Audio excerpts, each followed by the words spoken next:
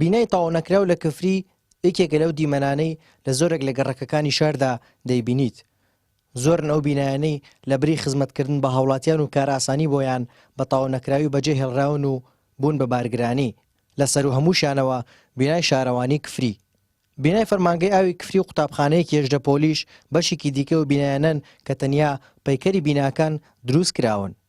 چالاکانی شارەکەش ڕەخنیتون لە دەسەڵات دەگرن و پێیان وایە کەم تەرخەمیەکی زۆر دەرحەق بە شارەکەیان دەکرێت.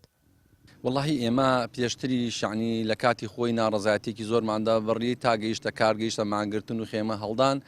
ڕاستی ئێمە گرەیەکی زۆر گەورەمان لە ئیداری گەرمیان هەیە، چونکە ئەگەر وەکو بەرەباب و وەکو وەرەسەش بەشێکی ئیداری گەرمیان دوو قەزای هەیە، قەزای کفری و قەزای کەلار.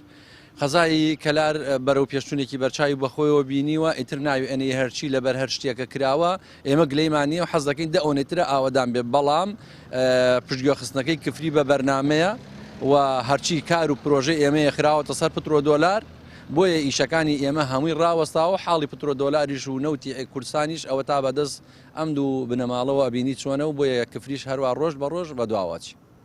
بەداخەوە لە شاری کفریا کۆمەڵێک پرۆژە هەیە تا وساکە ڕاگیراون و پرۆژەی ترش هەیە على ئاساس کە دەست پێ بکرێ هەرە تێن بەردی بناغە دانرێ و ئیتر ئەڕات و ئەچێتە پشتگوێەوە. بەعزێ پرۆژەی تریش هەیە دەستیان پێکردە بە نیوەچڵی جێڵێن. بەڕاستی ئەمە یەکێکە لە کێشەکان لە شاری کفریا.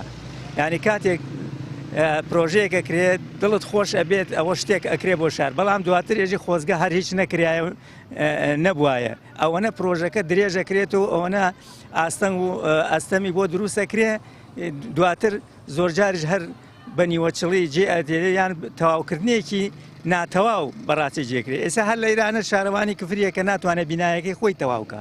بینا بەجێهێڵراوەکانی کفری جگە لەوەی سیمایەکی ناشرینیان بە شارەکە داوە بەشێکی زۆریشیان بوون بە کەلاوە.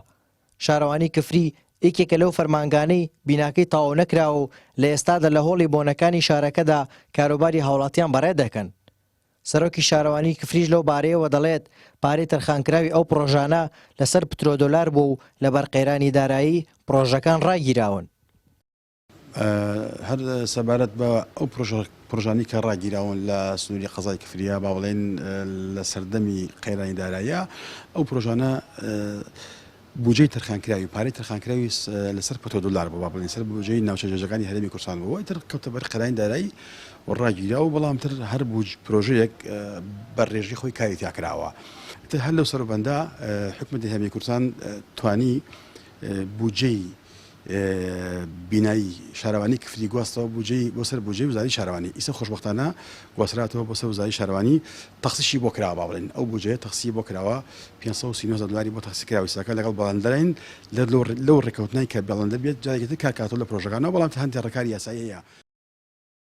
شاری کفری خاوەن مێژووی سەدان ساڵی شارستانیەت و شارێکی پڕ لە ناوچەی شوێنەواری کۆنە، بەڵام لەگەڵەوەشدا وەک پێویست ئاوڕی لێ نەدراوەتەوە و بەشێکی زۆری ئەو شوێنەوارە مێژوویانە ڕووخاون و پێویستیان بە نۆژەنکردنەوە هەیە.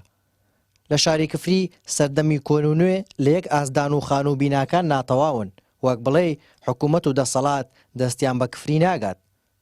هارون ڕەشید، کەناڵی ئاسمانی پەیام، کفری.